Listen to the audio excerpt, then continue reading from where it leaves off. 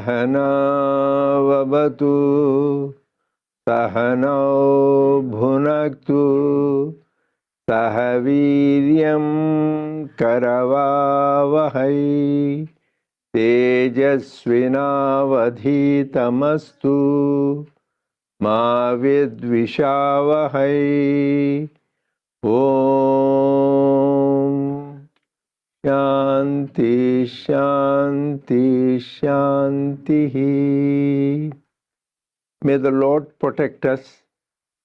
May He nourish us. May we acquire the capacity to study and understand the scriptures. May our study be brilliant, and may we not cavil at each other. Om, peace, peace, peace unto us all. Dear brothers and sisters, loving Sai Ram to all of you, we welcome everyone to the Sri Sathya Sai Baba Center of Arcadia, and we are grateful to Swami for giving an opportunity to participate in the Gita Jnana Yajna, which we have been doing for a few weeks. So every time you can mark yourself attendance, the more you participate in the Yajna, anyway, the ultimate Gita is Nishkama Karma, but in the beginning you can start Sakama Karma. So that is for our improvement. Sakama Karma becomes Niskama Karma. So we are going to start on, continue on chapter 17. The soft copy you have, it is page 79. And the hard copy, the one I have, is page 161. And the last few weeks, the whole thing is, we are talking about how to leave the body, when to leave the body. Nobody wants to know, but that is a fact of life. So we always need to face the facts. Do you know anybody who doesn't leave the body? Including whether insect or dogs, cows, even avatars, the highest saints, they have to leave the body. So once you take, that is where Lord Krishna said, Jatasya hi dhruvo mrutyuhu. It's like a law. Anything which is born has to die. That is the law of nature. So anything. So then how to be prepared for that? There is a whole secret that is important. This is the ultimate. So how do you prepare? So how to die? He already said, the one who chants Om in the last minute, they will merge with me. Or you chant Om, Sri Sai Ram, Swami himself said, if you have that name on your lips all the time, you will not only merge with the Jivan Mukta, you will be liberated even while you are alive. So they will be completely absorbed. So that is why having constantly the sweet divine name. And then when to die, that is what last few times, which good time, like that is, you were talking about Shukla Paksha and Uttarayana and Dakshinayana and Krishna Paksha. Tried to last time we explained, but we should know.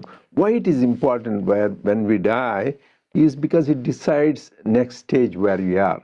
Whether you will have complete liberation. That means you won't be born again. Again, you don't have to repeat this cycle of birth. You are born and grow up, and teachers beat you up, or parents nowadays they won't, but in the old days.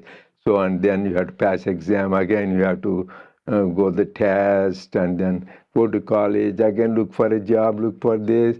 This repeats unless you enjoy it. It is painful. Lot of time. Swami says, pleasure is interval between two pains. A lot of it is pain. So very little pleasure. So just for that, you want to have complete liberation. There is a way. How for that? How do you do that? He said, there is Nishkama Karma. That is the whole secret. If you have Nishkama Karma all the time, you won't be born again. The first stage is Karmatita. That means who are beyond karma. They are not bound by, I said the example of avatars, great saint. They are not bound. They are first Karmatita. And these are next, at least we should go Nishkama Karma so you won't come back. And then next comes the Sakama Karma. Do good deeds, good work, good service. But if you have end in the mind, then you have to come back again. You have to repeat. But the worst is Karma Brashta, who do bad deeds, hurt other people by their thoughts, word, or deeds, do evil deeds like adultery or stealing, murders, or any violent crimes they do, that is the karma brashta, or they are in the wrong path, tamasic path.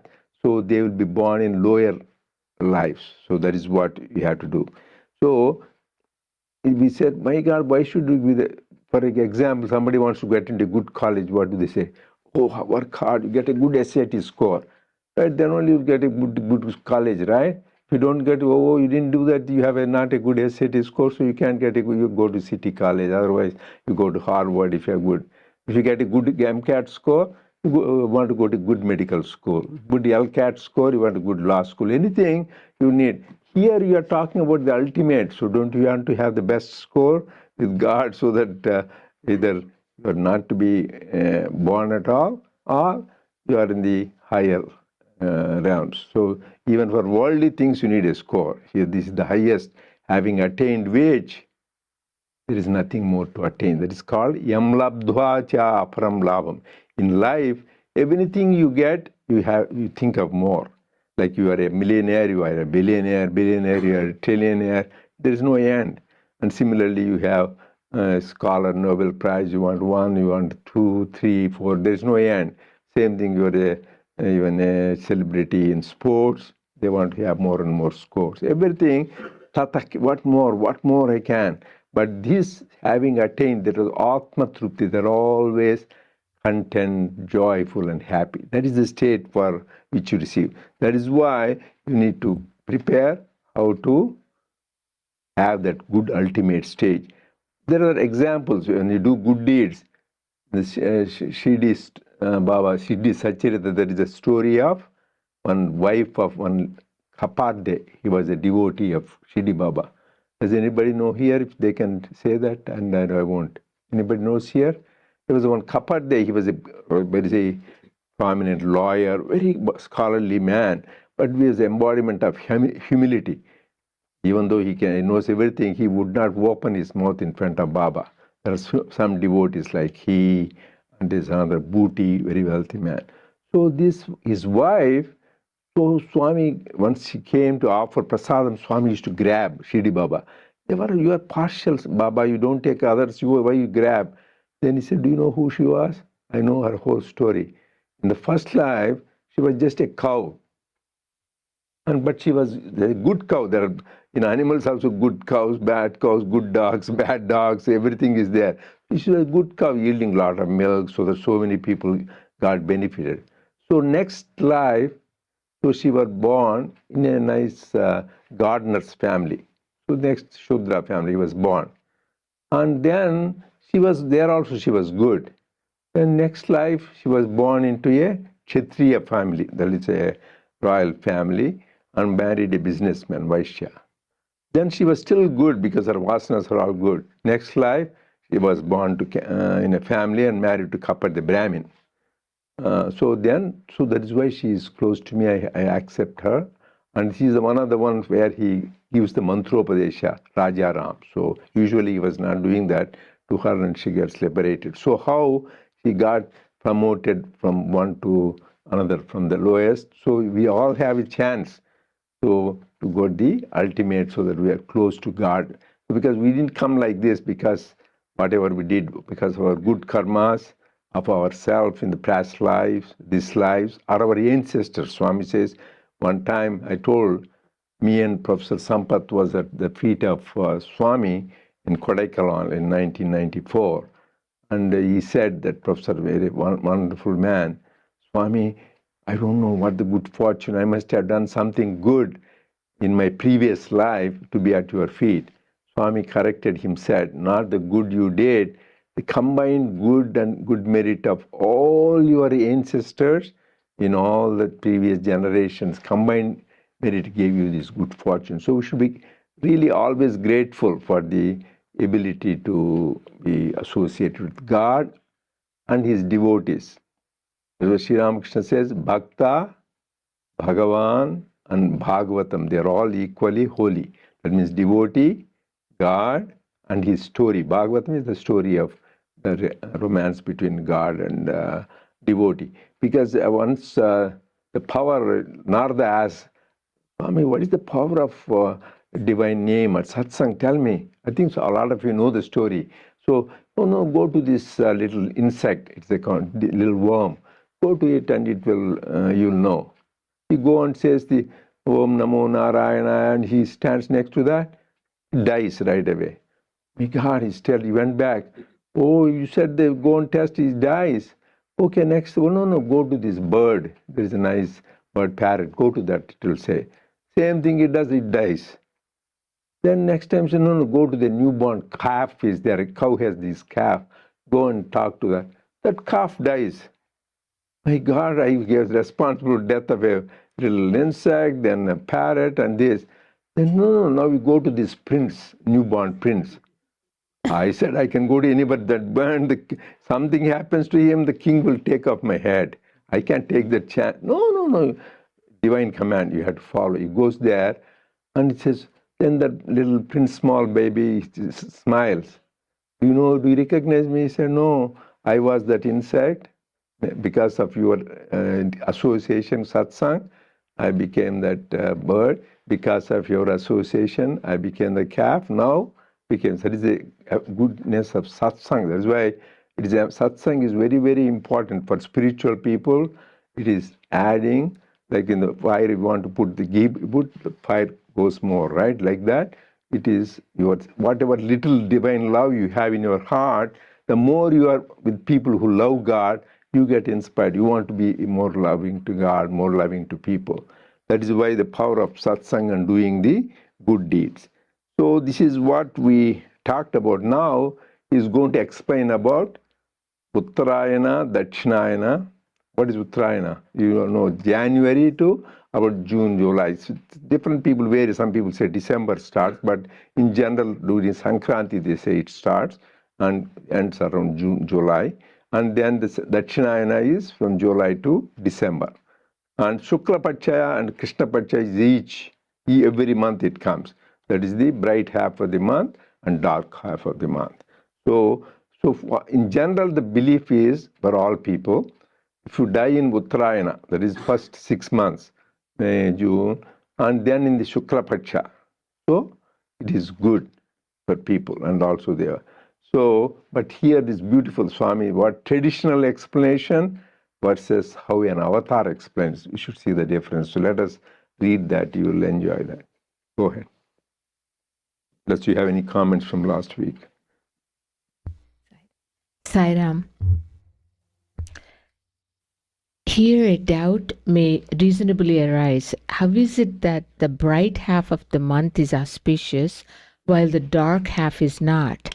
What again is to happen to those who die when it is neither bright nor dark, neither day nor night? This is a legitimate doubt, and everyone has a right to know the answer. Now you must first understand what is meant by Shukla Paksha, or the bright fortnight. It is the half moon, half month, when the light of the moon increases day by day. But what is the relationship of the light of the moon with the man and his death? The moon is the symbol of mind of man. Chandrama Manaso Jata. Out of the moon was the manas, mind, born. The bright half of the moon, therefore, signifies the progress of the mind spiritually. In divine discipline, the full moon signifies the fullness of that achievement. The bright half is thus the period when spiritual progress is attained. For the body, the visible moon. For the mind, the symbolic moon deity presiding over the mind. The increasing splendor of the mind due to the increasing realization of one's own divinity is what is meant by the word Suklapaksha. And what is Uttarayana? Be free from doubt on that score too.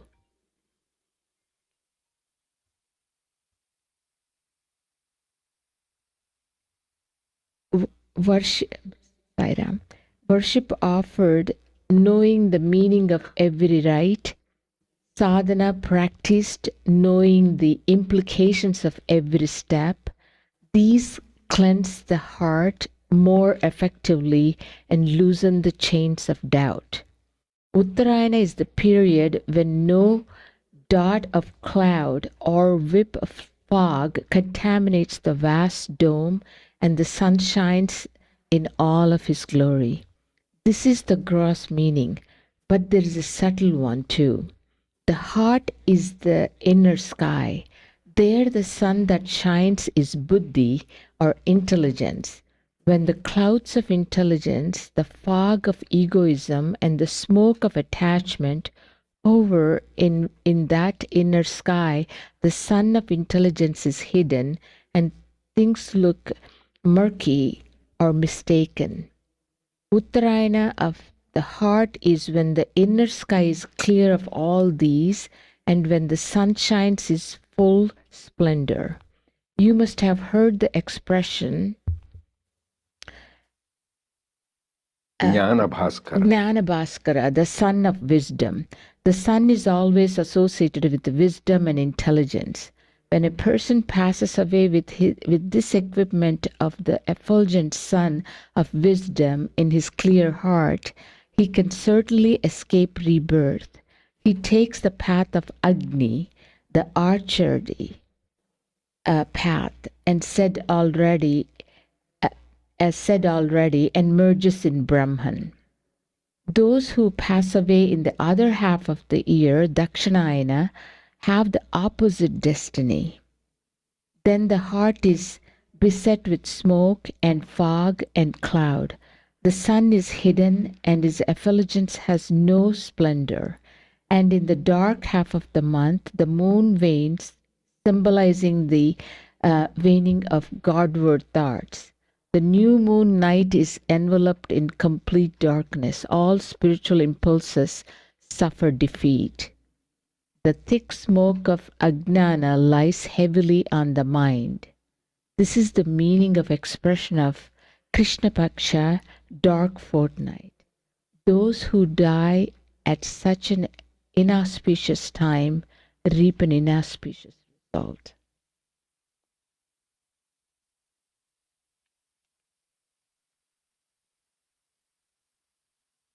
I know even last week we said about it's not just only the calendar times, but the inner significance is really beautiful. How the mind is actually, and the presiding god is moon and symbolizes. And here, actually, I think it's beautiful the way how the moon gets bigger and bigger, the progress of that actually that analogy describes the progress of mind spiritually. That fullness, the full moon signifies that achievement.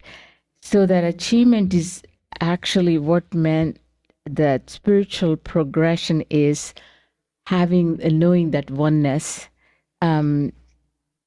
That's the bright half.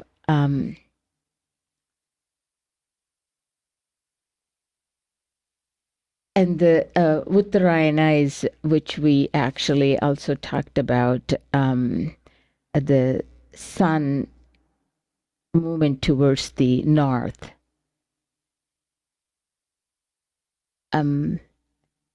And then the actual, the other thing is, and also I think it reminds me about Gayatri Mantra, the intellect. Here, actually, when they describe the heart, it's not the physical heart, but the heart where the intellect resides.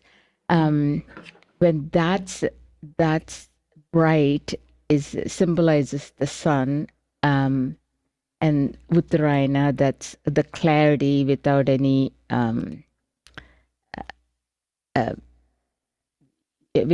attachments and the ego and the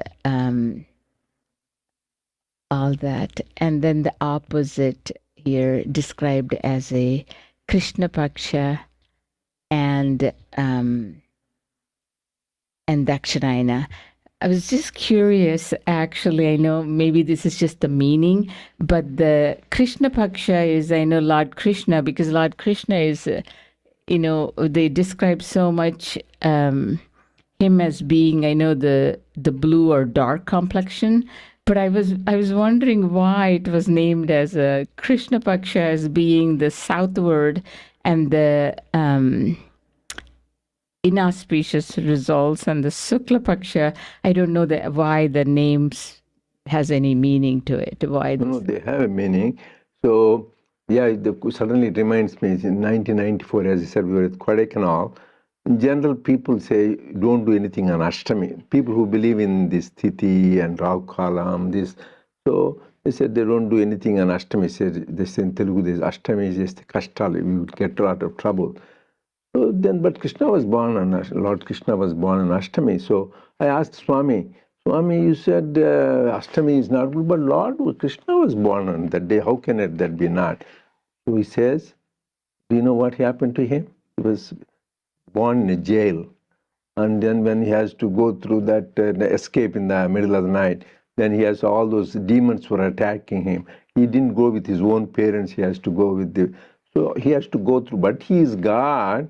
He is above all. Nothing bothers him. He's always still smiling, whether he's born in a jail or going through.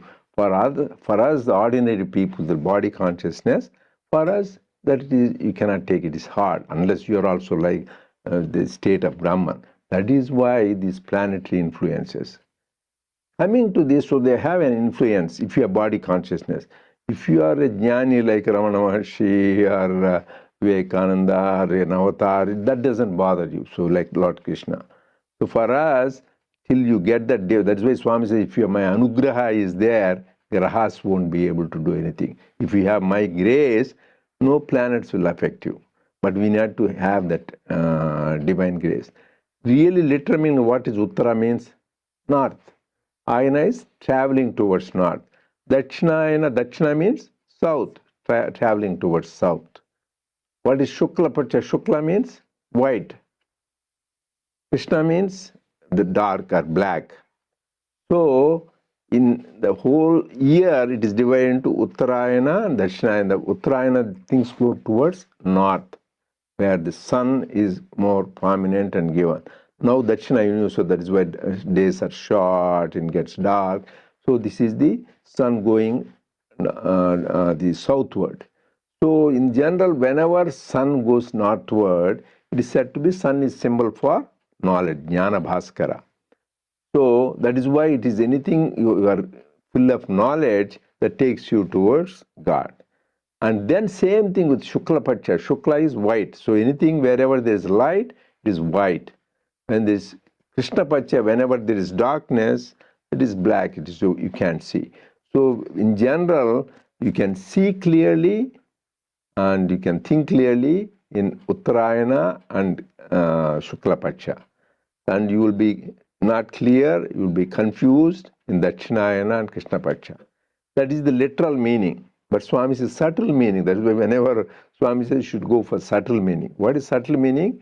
Whenever your mind is pure, you don't have all these negative things like greed, jealousy, pride, attachment, all those things you have. Heart is without those negative qualities and is full of positive qualities like love, compassion, sacrifice, then that is taking you towards God. That is the Uttarayana and that is the Shukla Pacha. And what is dark, Dakshinayana and Krishna Pacha? Anytime you have ignorance and you have got sloth, you have got lazy, and you are have negative qualities like anger, jealousy, and all that. And also when you are trying to hurt other people, any of those negatives, that is Krishna Pacha when you have evil. So whenever your mind is full of clarity, good qualities, and no negative, that is the Uttarayana and Shukla Pacha.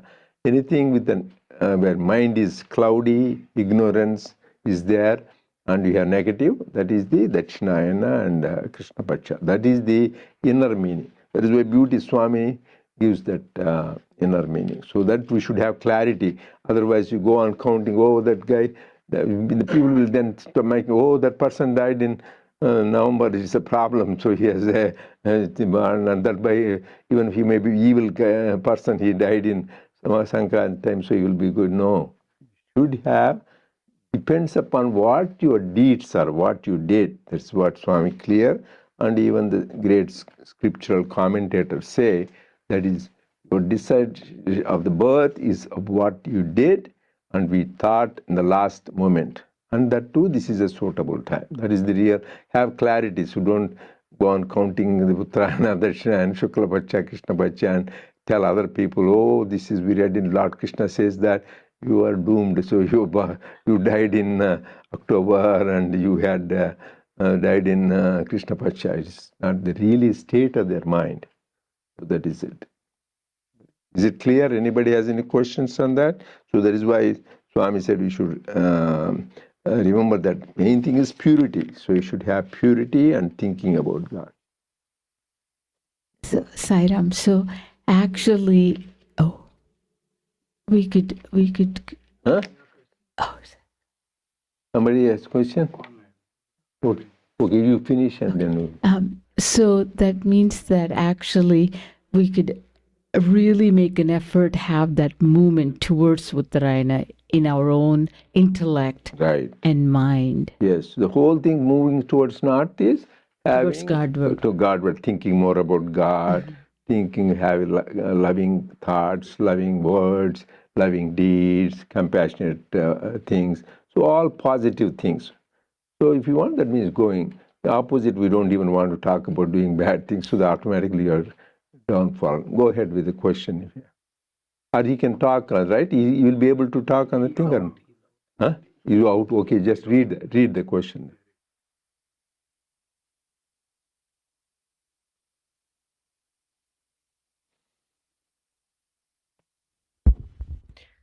When Uttarayana is spoken of, is it only a metaphorical meaning, or does the actual calendar days also affect?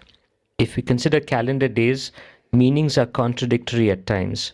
For instance, here it is said the waning moon is inauspicious and the no moon night is steeped in ignorance. But the same moon disappearance is considered most auspicious on Shivratri night. Yeah, you should understand in what context. The reason the waning moon is considered auspicious because moon is the presiding deity for mind. So Chandrama Manaso Jata.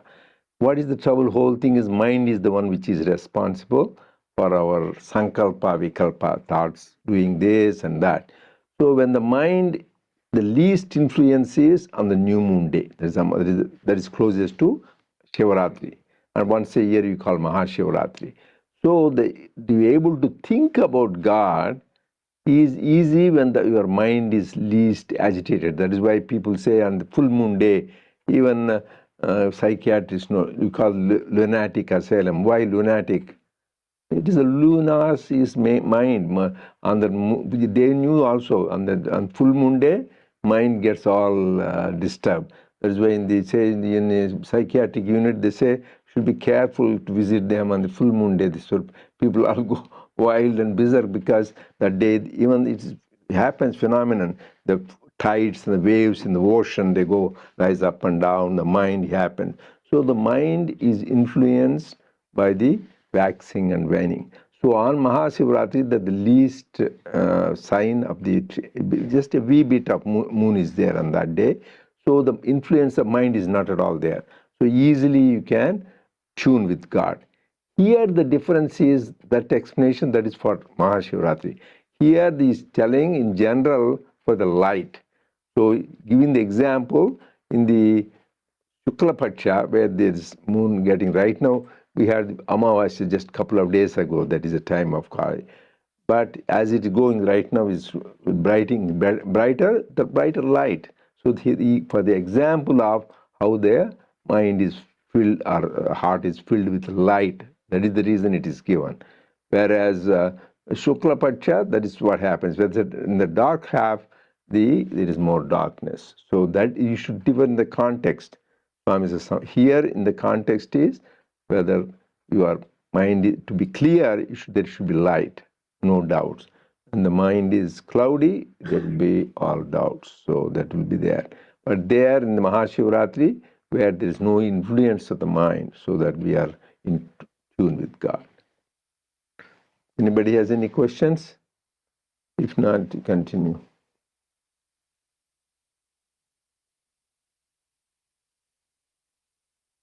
So, Sairam, before we start chapter 18, so far in this chapter, just want to share like 4 things we covered so far. Remembering God at death. This is all chapter 8. Everybody Chapter remember, 8. please. Yeah. Chapter 8. What is the name? Akshara Parabrahma Yoga. The way to attain the Supreme Parabrahman, who is Akshara. That means he has no beginning, no end. It's the eternal. Parabrahman, which is eternal. Because when they take the body and form the avatars, it has a beginning and an end. They have a birth and death. This is Akshara Parabrahman, the Supreme Brahman, who is eternal and who has no beginning, no middle, and no end. And then we also talked about 2 types of liberation. Kramamukti, Sadyomukti. Something is right away instant liberation, and Kramamukti, gradually we progress. Like I gave the example of the wife of Kapadde, where she was a cow and then became born in a Shudra family, then Kshatriya, then became Brahmin. So then she became close to Avatar, God. And then we just saw the 4 roads to moksha, paths that we just saw. No, 4 types of karma. We are all involved in karma. Karma Tita is, they are never bound. We are the 2 things only for us. We are assembled here. Either Nishkama karma, then you won't be born again. So we want to come back and enjoy Sakama karma. Some people want to have fun. As I told you before, one time when Swami was speaking, Vedanta Swami, so then you want to know, then wonder, what is wrong, Swami, in coming back? So it is like, okay, if some people say they enjoy, so you come back. But most of the people, we know it is pain and suffering, so they don't want. So Sakama karma you do, you go to good heavens, and then you come back. So, but don't become karma brashta. Karma tita is the best for most of us. Sakama karma and go to nishkama. But karma brashta, don't do any bad deeds. Then you'll go down the things. And also another important thing, he gave assurance. What is a formula? I said it's a spiritual formula. Nahi kalyana krita kaschit durgatim tata gachati. She told Arjuna, assured him, anybody who does any good work, so he will never go to perdition. They will never go to thing. Just it may right away, it may look they go like Pandavas, they went to trouble. Ultimately they won. Anybody they may look, but ultimately anybody God so should have the assurance from God, should have faith. If you do good deeds, you will always have good end. We say so always. We should always get involved in good deeds, see good, hear good, see good, speak good, think good, do good. So always everything, because we use that every day, all these instruments, seeing, hearing, thinking, speaking, doing. So we should analyze, is it good? Is something Swami will be pleased or not? And then that is the very important spiritual practice. It is not very complicated because we all think, we all speak, and we all do. That is very important. And then now we're looking at auspicious times to pass away. And even the 18th chapter, I think first 2 paragraphs, it continues. Continues about the same thing. Yeah, Right. I can finish that. Yes. Since in 18th chapter, since the Uttarayana Marga is lit by the holy splendor of Gnana, it is praised as the Sukla Marga, or the white path. Dakshinayana Marga is dark, filled with the tamas and ajnana, so it is called the dark path or the Krishna Marga. Those who discard the body and move along the white path and reach the stage of liberation or moksha, which is devoid of delusion, which is the seat and source of Brahmananda, from which there is no return to this world of name and form, this arena of embodied beings. Those who leave the body during Dakshinayana and move along the dark path have to bear again the physical encasement called Deha, body, subject to birth and death. Uttarayana is not so much a period of time, it is a state of mind. Those who discard the body with the glory of self-knowledge move along the Uttarayana Marga, and those who die in ignorance, their Atmic reality, move along the Pitrayana or Dakshinayana or the dark path. Yeah, just that paragraphs, everybody should clearly memorize and remember. Read it again so everybody knows what is Uttarayana, what is Dakshinayana, so what is Pacha, Krishna Pacha. So please read it so everybody remembers what it is Uttarayana. And read that paragraph again so everybody gets that is an important point. Uttarayana is not so much a period of time, it is a state of mind. That is what it is. It's not a period of time, but a state of mind. I know it is described in the scriptures, like even great Bhishma waited for Uttarayana to leave his body.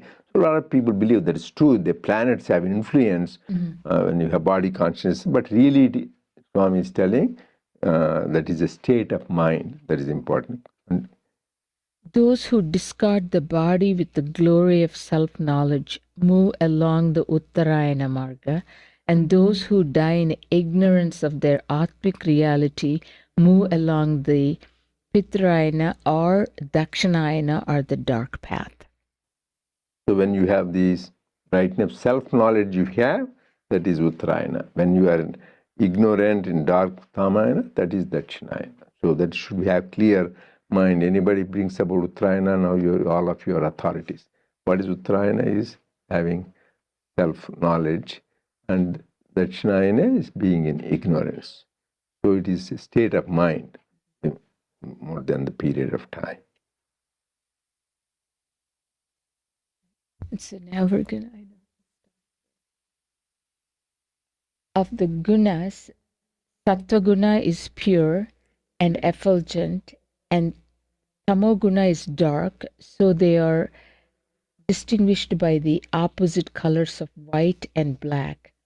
Again, there are two nadis, Ida and Pingala, by name subtle nerves, Ida to the left and Pingala to the right of the Sushumna.